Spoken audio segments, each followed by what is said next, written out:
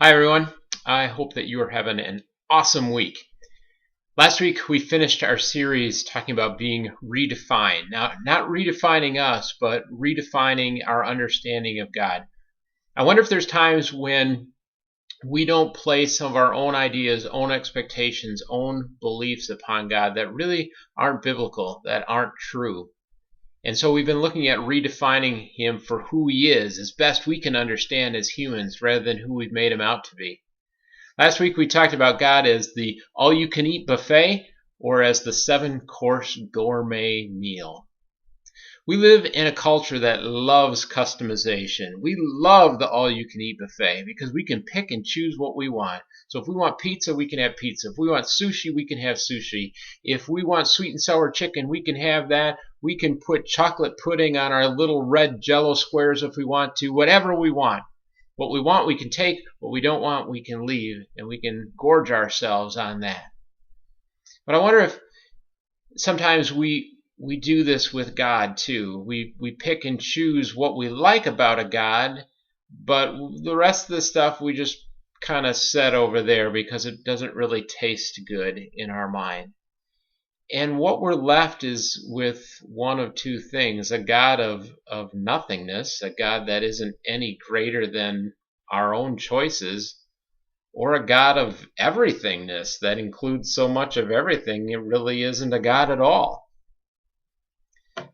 What about the God of the seven-course gourmet meal?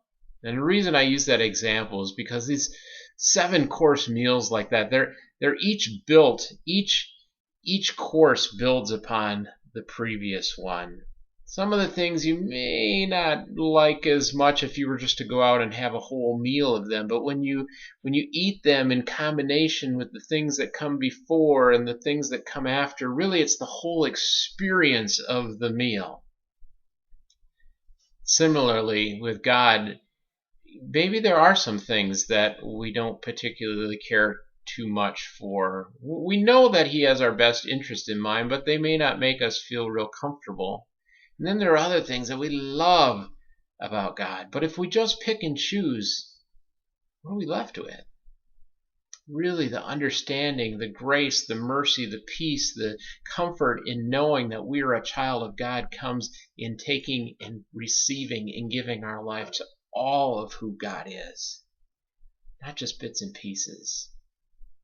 And so I encourage you to give yourself over to God as he is, all of him, all of who you know that he can be, as much as our minds can grasp, so that you can experience what Jesus talks about as the bread of life, the true bread from heaven, the one that fulfills and satisfies, the one that loves you so much that he came to die for you right where you were at, but he loves you so much that he doesn't want you to stay there. He wants you to experience life and life to the fullest. May you experience the fullness of God this week in all that you do as you surrender your life to him. Amen. We'll see you Sunday.